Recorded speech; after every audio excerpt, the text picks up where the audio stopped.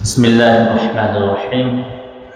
الحمد لله رب العالمين والعاقبة للمتقين والصلاة والسلام على رسوله الأمين وعلى آله وصحبه أجمعين وبعد.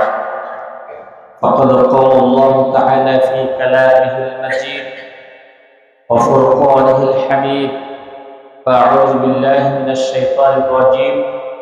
بسم الله الرحمن الرحيم. فمن شهد منكم الشهر فليصم.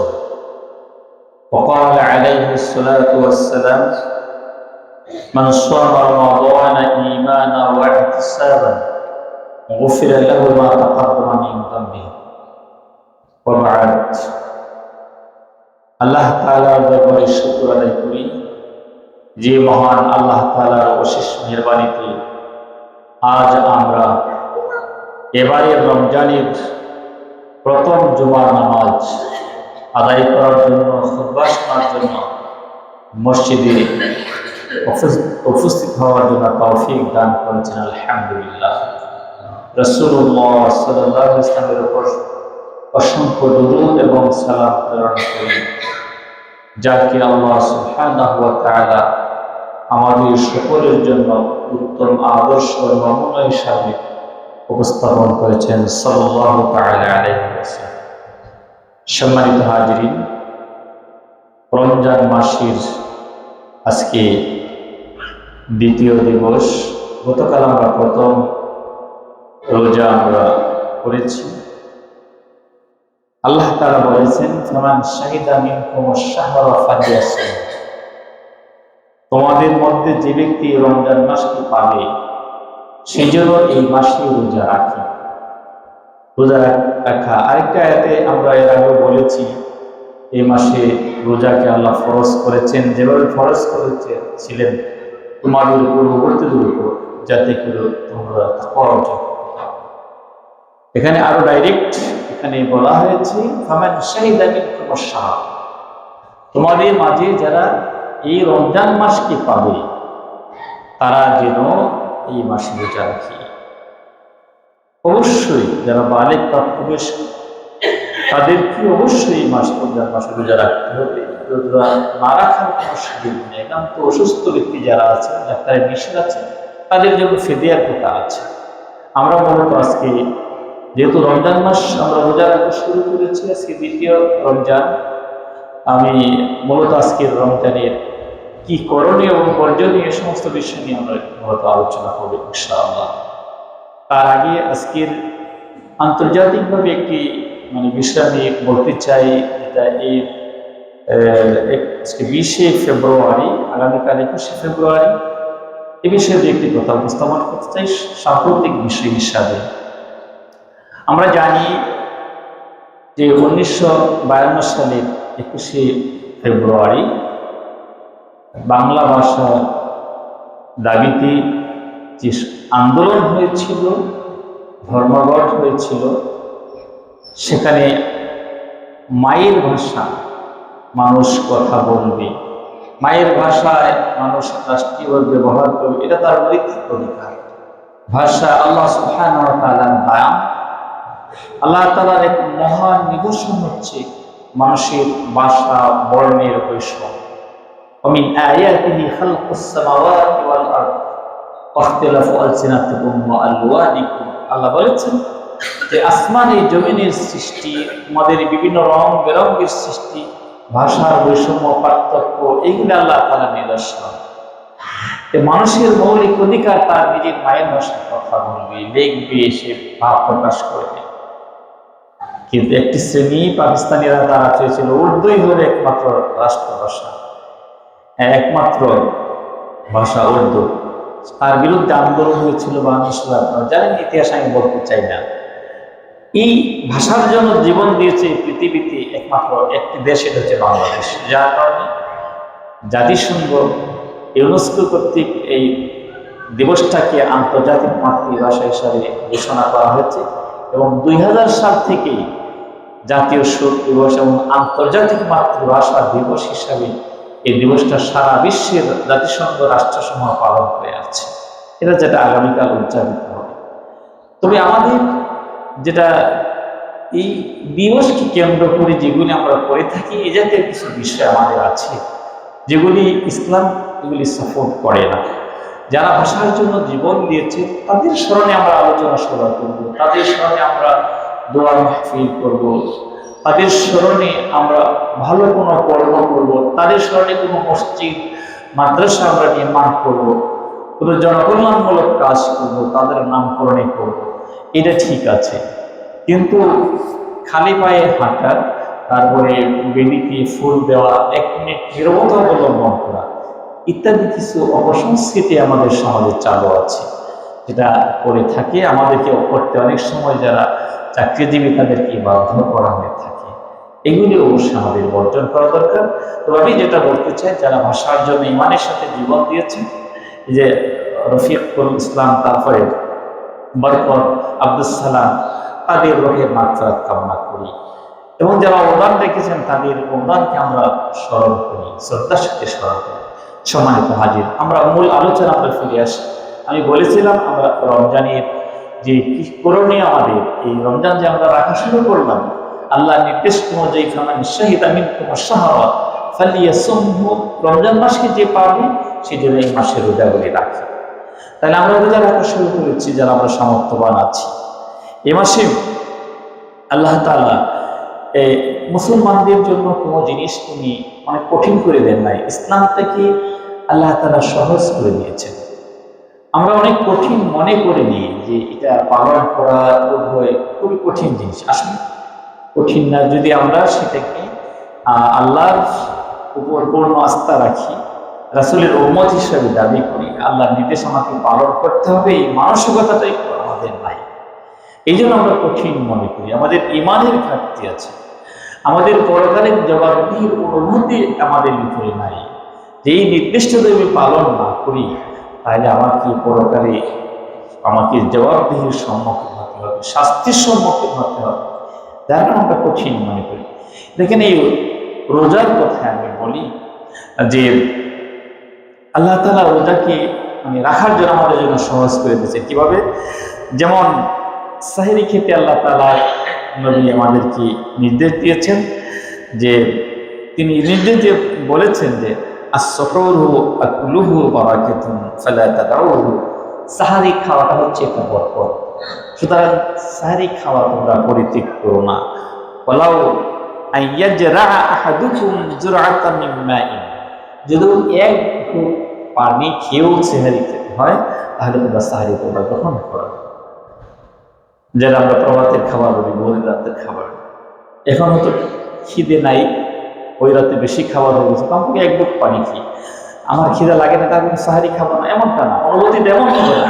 যেহেতু সে বরকত বলা হয়েছে, কারণ যারা সাহারি খায় তাদের সামনে আল্লাহ তাআলা নবী বলেছেন, আল্লাহ তাআলা নিজে ও মালাইকাতু এবং তার ফেরেশতাগণ ইউসাল্লুনা আলাল মুতাসাহহিরিন, যারা সাহরি গ্রহণ করে তাদের জন্য রহমত কামনা করেন, রহমত বর্ষণ করেন। সম্মানিত হাজির, তাহলে সাহরি থেকে খাওয়া কিন্তু আমার স্বার্থে, আমার শরীরের জন্য, আমার শরীরের উপকারের জন্য, কিন্তু এটা আবার এই খাওয়াটাও আবার আল্লাহ তাআলা নবী বলছেন যে বরকত, এটা কল্যাণকর, এটা সবের বিষয়। আর লাভটা কি হবে আমার? আমি যদি সাহরি অল্প করে খাওয়া, কমপক্ষে 1 গ্লাস পানিও যদি আমি খাই, আমার শরীরে পানি শূন্যতা সারাদিনের এটা দূর হবে, শরীর দুর্বলতা কম আসবে। একটা খেজুর খেলেও তার পিপাসা কম হবে, শরীর ক্ষুধার্ত হবে, তার কাজ করতে হবে, শক্তি পাবে। এই জন্য আল্লাহ তাআলা নবী আমাদেরকে এরকম নির্দেশ দিয়েছেন। এবং এটাও বলেছেন হাদিসে, রাসূল বলেছেন নি'মা সুহুরুল মুমিন, মুমিনের সবচেয়ে ভালো সাহরি হচ্ছে যে আত-তামার, খেজুর দ্বারা সাহরি করা। তাই বলে আমাদের বাংলাদেশের প্রেক্ষাপটে তো আসলে এত খেজুর যোগান দেওয়া তো কঠিন, সুতরাং আমরা আমাদের যা স্বাভাবিক খাবার সেগুলো আমরা গ্রহণ করবো। খেজুর যারা সাহরি করতেই হবে, এটা ভালো আল্লাহ তাআলার নবীর ভাষায়। এবং এত দয়াবান আল্লাহর নবী, এবং আল্লাহ আমাদের উপর এত করুণাময়, তিনি বলেছেন তাসাহহারনা মা রাসূলুল্লাহ সাল্লাল্লাহু আলাইহি ওয়াসাল্লাম, যায়েদ ইবনে সাবিত থেকে বর্ণিত হাদিস, আমরা রাসূলের সাথে সাহারি করতাম এমন সময় সুম্মা কুমনা ইলা সালাত, এরপরে আমরা সাহারি খেয়ে আমরা নামাজে যেতাম। তোর মধ্যে যে সমস্ত পার্থক্য থাকতো কুলতু কাম কানা কাদরু বাইনাহা, রাবি বলেন যে এই দুই সময়ের ভিতরে নামাজ শুরু এবং সাহারি গ্রহণ করা এটার ভিতরে কতটুকু সময় পার্থক্য ছিল। তিনি বললেন যে আল্লাহ 50 আয়াত, 50 আয়াত তেলাওয়াত করা যায়। তাহলে এখানে সাহারি বিলম্ব করে খাওয়ার কথা নির্দেশ আছে। তাহলে বিলম্ব করে খাইলে তো আমারই লাভটা, কারণ আমি বিলম্ব করে খাইলে দিনের বেলাটায় আমার কম উপবাস থাকতে হচ্ছে, আমার মানে শরীরটা বেশি সতেজ থাকবে, আমি কাজগুলি করতে পারবো। আমি সাহারি খাওয়া বরকত, সুতরাং আমি এশার নামাজের সময় সাহারি খাই একসাথে শুয়ে পড়লাম, তাহলে তো হলো না। মানে শেষ দিকে সাহারি গ্রহণ করা, ফজরে 1 ঘন্টা আগে কমপক্ষে ওঠা, একটু তাহাজ্জুদ করা, সাহারি খেয়ে কমপক্ষে 10-15 মিনিট সময় হাতে রাখা, এমন সময় যাতে না হয় আল্লাহ নবী যখন বলেছেন যে তোমরা দেরি করে সাহারি খাও, এটা ভালো, এমন দেরি করে যাতে আমরা না খাই যে খাচ্ছি আবার আজান হয়ে যাচ্ছে, আবার আজান দিচ্ছে, খাওয়া দাওয়া শুরুই করেছে, আজান দিয়ে দেখ শোনা না শোনার ভান করে খেয়ে ফেলি, তাহলে তো রোজাটাই নষ্ট হয়ে গেল। সুতরাং সাহারি আমরা গ্রহণ করবো, এটা বরকত, এবং বিলম্ব করে খাবো এটাও সুন্নত, কিন্তু এমন বিলম্ব করবো না যে বিলম্ব করলে পরে আমার রোজাটাই নষ্ট হয়ে যাবে, আজান হয়ে গেছে আর আমি খাওয়া দাওয়া শুরু করে দিয়েছি, এমনটা যাতে না হয়। এখন বিভিন্ন মানে মিডিয়ার যে আপনি অ্যালার্ম বাজিয়ে রাখলে আপনি যথাসময় করতে পারবেন, কোনো সমস্যা। মোবাইলের প্রত্যেকটা মোবাইলে অ্যালার্ম রয়েছে, আপনাকে জাগিয়ে দেবে, আপনাকে ডেকে জাগাবে, আপনার খুব ডাকতে হবে না। সম্মানিত হাজিরিন, তাহলে সাহারি যেমন আমরা বিলম্ব করে খাবো, এটাও যেন একটা ইসলামকে সহজ করে দেওয়া হচ্ছে, অনুরূপভাবে ইফতারিটা আবার তাড়াতাড়ি গ্রহণ, এমনটা নয় যে আজান হয়েছে হোক আর 2-4-5 মিনিট পরেই খাই সাবধানতার জন্য, না। সূর্য ডোবা শেষ, ইভেন এমন জায়গায় আপনি আছেন যেখানে আজান হইতে হয়, আপনি মনে করছেন অমুসলিম কান্ট্রিতে আছেন, তো সেখানে আজান হবে না, আপনি কি সেই জন্য সাহারি আজানের জন্য অপেক্ষা করবেন, আরো 5 মিনিট বিলম্ব করবেন? আপনি সূর্য ডুববেন, আপনি এ করবেন, ইফতার খাওয়া শুরু করে দেবেন। এই জন্য আল্লাহ তাআলা নবী বলেছেন লা ইয়াজালুন নাসু বিখাইরিন, ততক্ষণ মানুষ কল্যাণের ভিতরে থাকবে, মা আজ্জালুল ফিতরা, সহিহ বুখারী শরীফের হাদিসে আসে যতক্ষণ মানুষ ইফতারিকে তাড়াতাড়ি করবে, মানে এমন তাড়াতাড়ি না সূর্য ডুবে নেই বা খাওয়া খেয়ে ফেলবে, আমার বোঝাতে না, তাহলে কিন্তু রোজাটাই নষ্ট হয়ে যাবে সারাদিনের রোজা। এটা না, সময় মতো কাজটা করা। আপনি সূর্য ডুবলো আপনি ইফতারি শুরু করবেন, আজান হোক বা না হোক। আজানের জন্য বিশেষ করে মহিলা আমলটা এটা আছে, আজান হয় না এখন মসজিদে, এমন সময় অনেক সময় হয় যেহেতু মুয়াজ্জিন হয়তো একটু খেজুর টুজুর গিয়ে পানি খেয়ে আজান দেওয়া শুরু করছে, আপনি এই জন্য অপেক্ষায় থাকতে হবে, বিষয়টা এরকম না। তবে সাধারণত আমাদের মানুষের অপেক্ষায় থাকে, তাদের সবার কাছে কারো ঘড়ি থাকে না, সেরকম সুযোগ থাকে না। আমি বোঝাতে চাই যেটা, সেটা হচ্ছে যে সময় মতো ইফতারিটা করা, সাহারিটা একটু বিলম্ব করে করা, এটা সুন্নাহ, আল্লাহ রাসূলের সুন্নাহ। এবং ইফতার করা তো মাশাআল্লাহ আমাদের দেশে ইফতারের যে আয়োজনগুলি হয়, মানে কি বাহারি আয়োজন, যে ইফতার করতে করতে প্রায় আসার নামাজের সময় করে আসে, 20 আইটেম, 13 আইটেম, 14 আইটেম, 15 আইটেম ইফতারি করা, মসজিদে আসার সময় বাসায় আরামে ইফতারি করা হচ্ছে, তারপরে মানে নামাজ পড়ে নিলেই হইলো আর কি, এমনটা নয়। নামাজ জামাতের সাথে নামাজ আদায় করা অত্যন্ত গুরুত্বপূর্ণ একটা বিষয়। এবং আল্লাহ তাআলা বলেছেন যে তোমরা রুকুকারীদের সাথে রুকু করো, তার মানে এখানে জামাতের প্রতি এখানে বিশেষ গুরুত্ব দেওয়া হয়েছে। বাসায় নামাজ পড়া, আল্লাহ নবী তো কঠিন হাদিস তিনি উল্লেখ করেছেন যে আমার ইচ্ছা হয় যে আজান দেওয়া হয়েছে যে এলাকার মানুষগুলির নামাজে আসে না, আমি কিছু কাঠ সংগ্রহ করে একজনকে দায়িত্ব দিয়ে মুক্তি ওই এলাকায় আমি যাই, কিছু লাঠি সংগ্রহ করে যাই, আসে আগুন ধরে ওই সমস্ত বাড়িঘরগুলি জ্বালাই দিই। তবে এখানে শিশুরা আছে, মহিলারা আছে, এই জন্য তো আমি এটা পারতেছি না। তাহলে কত কঠিন কথা বলা হয়েছে। আমি বিলম্ব আমি আমি আমি ইফতার বেশি বাহারি আইটেম করতে যাই, আল্লাহ তাআলা নবী স্রেফ খেজুর দ্বারা অথবা তিনি পানি দ্বারা ইফতার করতেন। হাদিস শরীফে এসেছে, রাসূল বলেছেন, আনাস থেকে বর্ণিত হাদিস কানা কানা রাসূলুল্লাহ সাল্লাল্লাহু আলাইহি ওয়াসাল্লাম ইফতিরু আলা রুতাবাত, তিনি তাজা খেজুর দ্বারা তিনি ইফতার করতেন। কাবলা আইয়ুসাল্লিয়া, নামাজের আগে তিনি এটা করতেন। ফাইন লাম তাকুন রুতাবাত, যদি তাজা খেজুর না পেতেন, ফাআলা তামারাত, তাহলে সাধারণ খেজুর আমরা যেগুলি খাই সবসময় তাজা খেজুর পাওয়া সম্ভব না, সিজন নাও হতে পারে। এই জন্য স্বাভাবিক ফাইনলাম তখন তামারাত, অনেক সময় তো মানে খেজুর হয়তো থাকতো না রাসূলের, যদিও তিনি সৌদি আরবের ভাষা ওই এলাকার ছিলেন, খেজুর অঞ্চলের ছিলেন। তারপরে অভাবের কারণে হোক অথবা কোনো সমস্যার কারণেই হোক খেজুর হতো নাই, তাহলে ইফতার করবেন না, তাকে ইফতার করতে হবে। কি দিয়ে ইফতার করতেন রাসূল? দেখেন, হাসান হাসা হাসাওয়াতিন মিন মাইন, কয়েক ঢোক পানি দ্বারা তিনি ইফতার করতেন। সুতরাং পানি দিয়ে ইফতারি করা যায়। আমি আগে আসলে বেগুনি না করলে তার ইফতার হবে না, আগে পেঁয়াজু দিয়ে শুরু করতে হবে, বেগুনি দিয়ে শুরু করতে হবে, এই প্রবণতা আমাদের থাকে, মোটেই স্বাস্থ্যকর না, স্বাস্থ্য নষ্ট করে দেয়। এই জন্য খেজুর দ্বারা শুরু করতে হবে, খেজুর না হলে অন্ততপক্ষে এক গ্লাস পানি খেয়ে ইফতারটা আপনি শুরু করেন। এটা হচ্ছে রাসূলের সুন্নাত। এরপরে সাহারের জন্য একটু ডাকাডাকি করে আসার প্রতিবর্তী নিজের ঘরের ফ্যামিলির লোকজন তো আছে, অনেকে উঠতে চায় না, ছেলে মেয়েরা অনেক সময় এই উঠি আসতে বেড়ে উঠি, তাদেরকে উঠাইতে হবে, প্রয়োজনে তাদেরকে একটু তাহাজ্জুদ করার জন্য উদ্বুদ্ধ করতে হবে।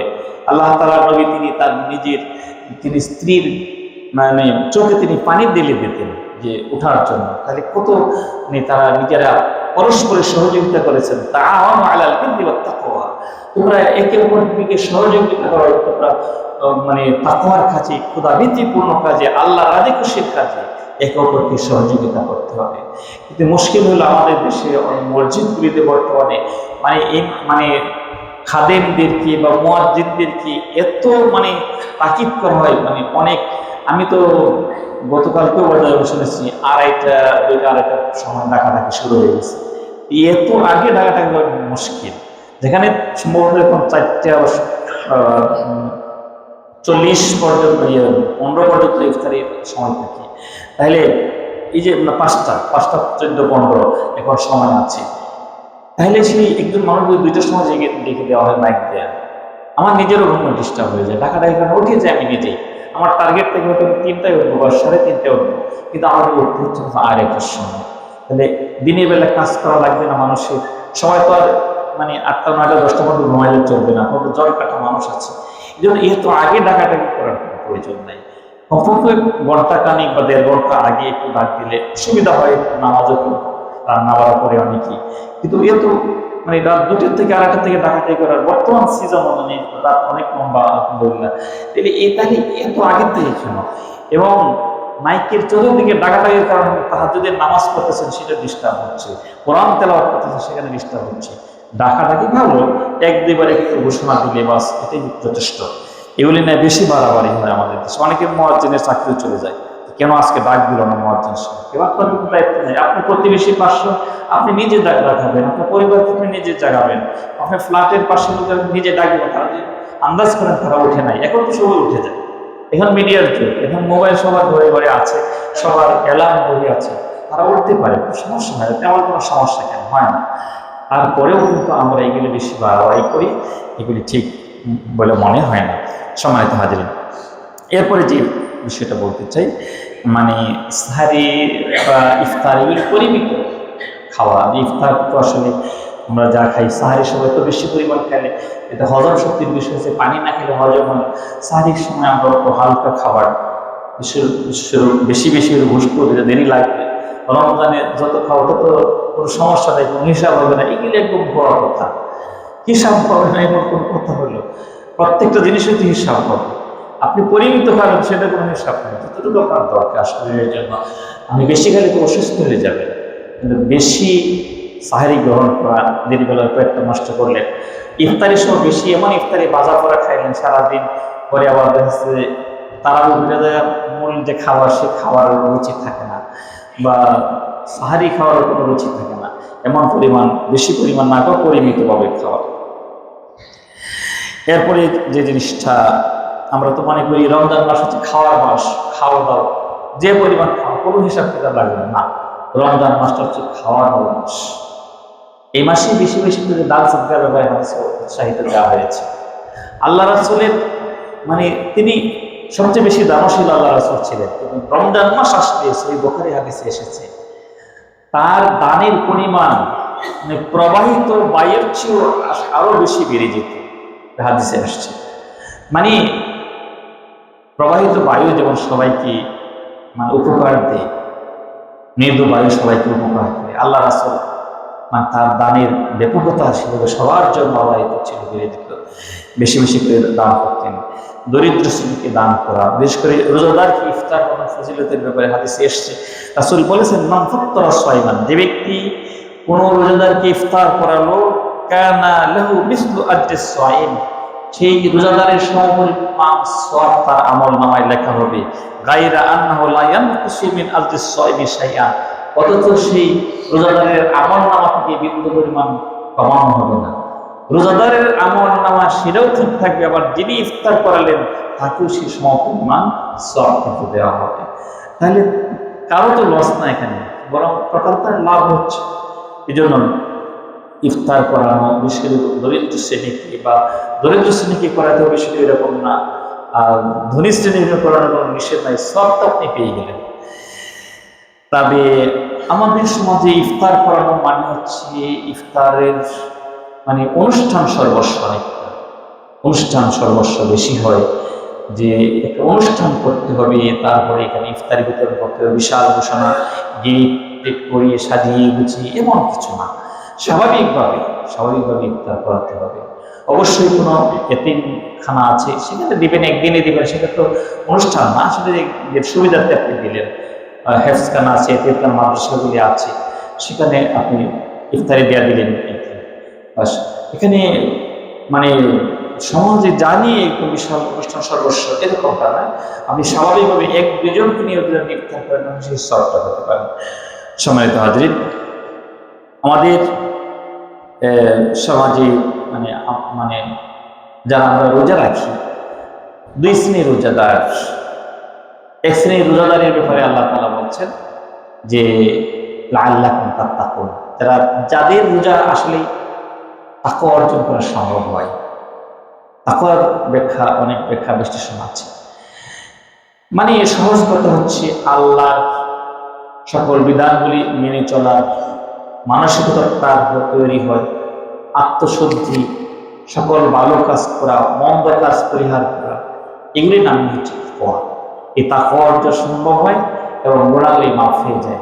এক শ্রেণীর রোজাদার যারা প্রকৃত অর্থে যারা রোজা রাখতে পারে না, যারা রোজার হক আদায় করে আমরা যারা রোজা রাখতে পারি, তাদের তাকওয়া যেমন অর্জন হবে, পাশাপাশি জীবনের সমস্ত গুনাহগুলি আল্লাহ তাআলা মাফ করে দেন। আল্লাহ তাআলা নবী বলেছেন, সহিহ বুখারীতে হাদিস কানে এসেছে, মান সামা রমাদানা ঈমানান ওয়া ইহতিসাবান গফিরা লাহু মা তাকাদ্দামা মিন যানবিহি।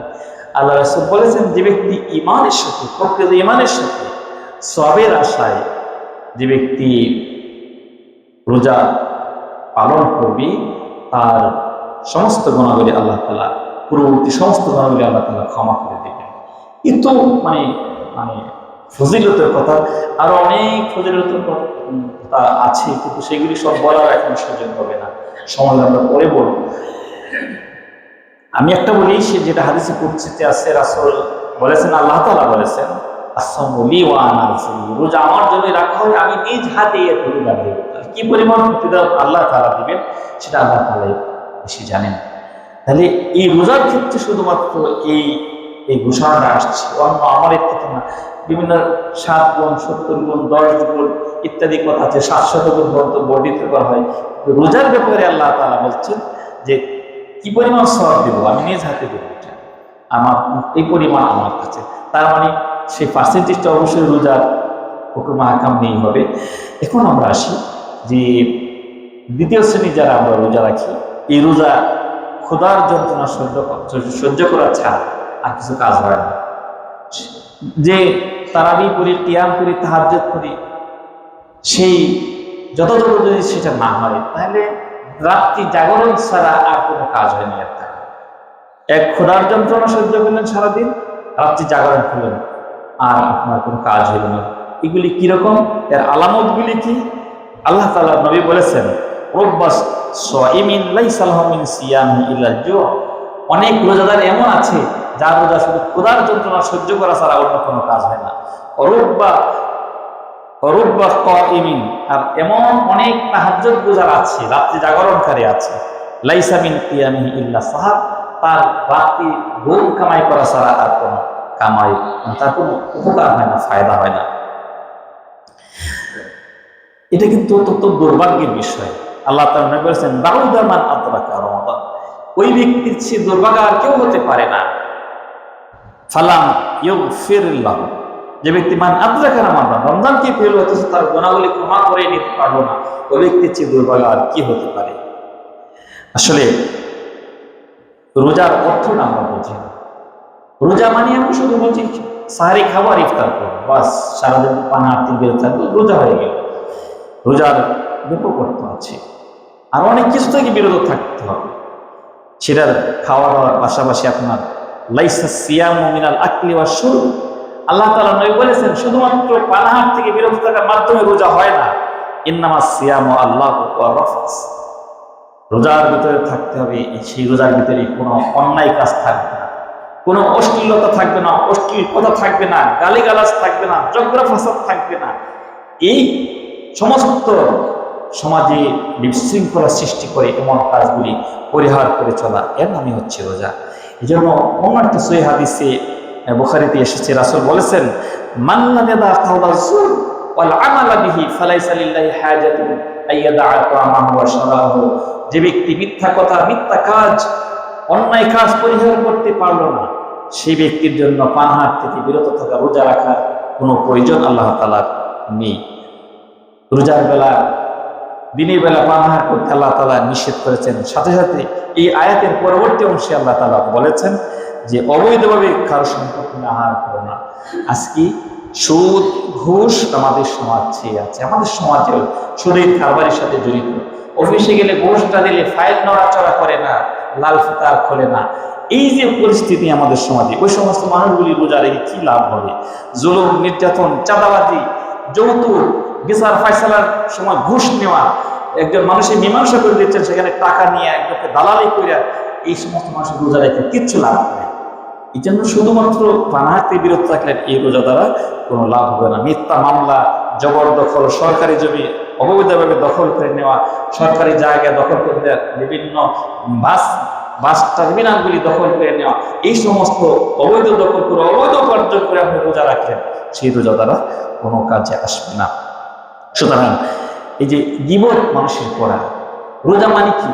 রোজা মানে না খাওয়া, না খেয়ে থাকা, এটা তো একটা রোজার অর্থ। মানে সুবে সাদেক সূর্যাস্ত পর্যন্ত এই আপনি গীবত করলেন, এটাকে কোরআনুল কারীমে কিসের সাথে তুলনা করা হয়েছে জানেন? আল্লাহ তাআলা বলেছেন, যে ব্যক্তি গীবত করে সে ব্যক্তি যেন তার নিজের মৃত ভাইয়ের গোশত খায়। তুমি কি নিজের মৃত ভাইয়ের গোশত খাওয়া পছন্দ করো? কখনো তুমি করো না। তাহলে গীবত করলাম, তাহলে মৃত ভাইয়ের গোশত খেলাম, তাহলে রোজা কি করে হলো? খুব সাবধান, রোজা রাখবেন, শুধু পানাহার থেকে বিরত থাকবেন, ইফতার করবেন, বাহারি ইফতার না, এই ভালো ভালো খেজুর কিনবেন, আপনি আজোয়া খেজুর খাবেন, মরিয়াম খেজুর খাবেন, আর রোজা রাখবেন, অবৈধ সম্পদ উপার্জন করে মিথ্যা কথা বলবেন, আরেকজনকে ফাঁকি দিবেন, গীবত করবেন, এর দ্বারা কিন্তু রোজা হবে না। সুতরাং চারটি বিষয়ের পরামর্শ দিই, যে কাজগুলি আমাদের করা দরকার। সৎকর্ম আমাদের বেশি বেশি করে করতে হবে, সাদকা আমাদের বেশি বেশি করে করতে হবে, এরপরে কোরআন তেলাওয়াত অর্থ সহ আমাদের করার জন্য চেষ্টা করতে হবে, কিয়ামুল লাইল যথাসাধ্য চেষ্টা করবেন। তাহলে আশা করা যায় আল্লাহ সুবহানাহু ওয়া তাআলা আমাদের রোজাকে কবুল করবেন, আমাদের তাকওয়াপূর্ণ জীবন গঠনের তৌফিক দান করবেন। আল্লাহ তাআলা আমাদেরকে সেই মতো তৌফিক দান করুন। সাল্লাল্লাহু তাআলা আলা খায়রি খালকিহি মুহাম্মাদিন ওয়া আলা আলিহি ওয়া সাহবিহি আজমাইন।